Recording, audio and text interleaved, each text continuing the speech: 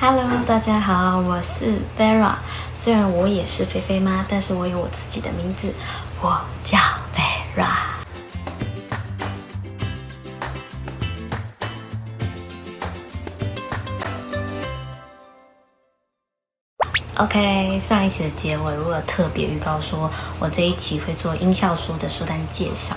音效书的建议年龄就会再往前了，所以其实在很小的时候，大概6个月的时候就可以开始买音效书。我也差不多是在6个月的时候开始买音效书给菲菲。那为什么我会特别推荐父母亲去买音效书呢？是因为音效书它是一个非常好让小朋友快速喜欢上阅读、喜欢上书本的一个好工具。当然不只有音乐书或者是音效书可以让孩子喜欢上书本，我之后还会介绍一些趣味书，比如说翻翻书或者是地体书，也是一个很好的工具。我今天如果介绍到6本会不会很过分？但是我会快速介绍，所以你们要有点耐心。OK， 事不宜迟，我要来介绍我第一本买的音效音乐书，就是这本 Tutu Bloom，Listen to the Band。这本真的超级可爱，它后面就是有写是一个 Early Learning Board Book， 这是一个早早可以让小孩开始学习跟阅览的一本书。它的故事很简单，就只是4个动物在演奏乐器，不同的乐器，小熊吹喇叭，或者是 Tiger rocks the guitar， 或者是 Bunny 在打鼓啊，这样子。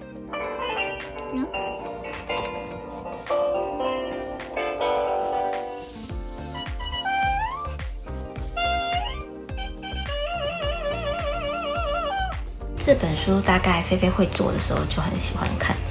我就是会用一种很夸饰的方式，比如说疯狂演奏家去表演给他看，他每一次都会嘎嘎嘎嘎的笑，一直到后来都是很常清点的一本书。再来我介绍这本也是小童就可以开始看，它是生日快乐音效书。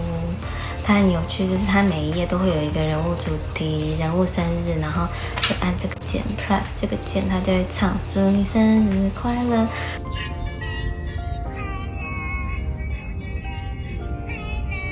然后唱完以后，大家拍手哇 Happy Birthday 的时候，你就可以吹。这边有个气孔，可不可以去做成这件？这边有个感应孔，你就呼，它的蜡烛就会熄灭。然后这边可以按录音键，就可以录你任何想要录的祝福，就是会在你吹完蜡烛，大家拍完手以后，就会播放这个录音的内容。这是一个趣味性很足的一本书啦。好，这本也是跟刚刚生日快乐一样，都是华硕文化的书，叫做手指点读双语有声大书。它主要就是24个主题跟500个单词在里面，然后每一页都会有一种我刚刚讲嘛情境主题在里面，然后你可以学习一些生活用语跟单词，这种就是有点学习书啦。那它比较方便，就是它没有点读笔，它就是直接用手指就可以触发这个按钮。可是有一个小建议啦，应该说是大建议，就是它的那个触发键啊，触发音效的地方并不是图形，而是文字。所以为什么我说要大一点小朋友，就是大一点小朋友你才可以引导他说，你是要按这边的文字哦，文字才会有声音，而不是按图案哦。所以那个时候菲菲一开始都狂按那个图案，没有声音他就会很生气，然后有一阵子他都不太玩这本书，所以要一直 keep 跟他讲说你要按的是文字，也蛮麻烦的。这本我私心超喜欢，菲菲也很喜欢。虽然它在台湾不容易买到，但是如果你买到，你会觉得它很值得，价格不低，但是很值得，因为它从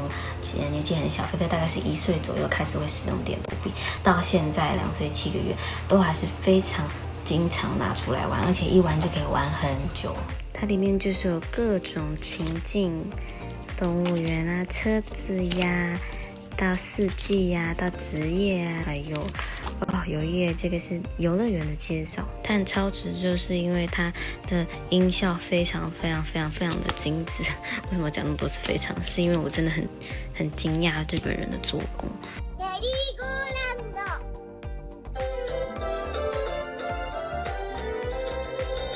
因为它这个点读笔只有英文跟日文2种语言。那如果你想让你的小孩学习英文的话，这倒也没什么，这还蛮实用跟方便的。但是如果你不太介意另外一半是用日文呈现，然后你又会一点点日文，可以在旁边跟小孩子一起学习的话，我是超级推荐的哦。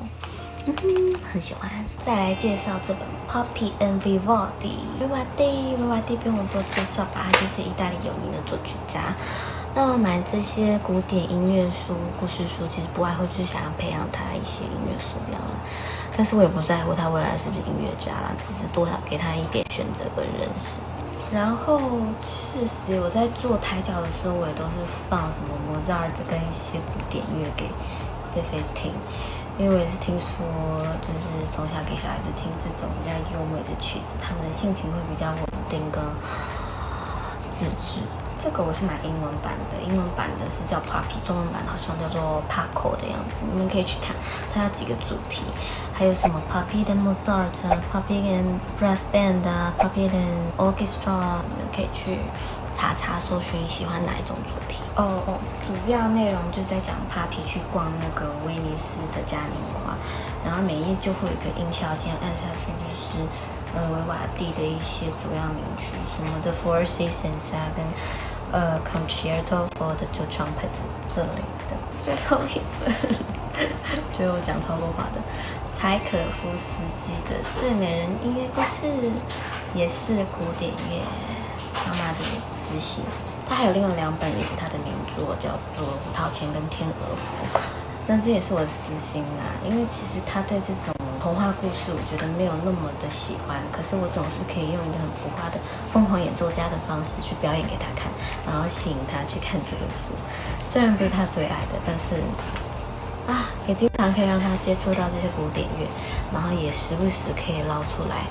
他自己会选自己捞出来，然后要我念给他听。然后他很精致，就是很喜欢收藏一些很精致的书。以上就是我推荐的音效音乐书。其实我觉得我算买的不多啦，因为有些是朋友跟家人送的。那为什么我觉得不需要买多呢？是因为我个人觉得音效书它的目的跟功能是让小孩子比较容易的被书本吸引，然后喜欢上书本，然后进入书本世界。就有些家长可能会担心这种音效音乐书比较容易吸引小朋友的注意，所以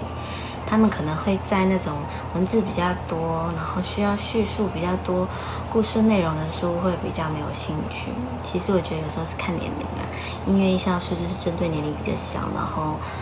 长大一点就会喜欢看有故事内容的书。像菲菲现在就不管是音乐音效书也喜欢，然后那种故事书她也喜欢。个人是认为你可以买一些，然后让小朋友先喜欢上书本，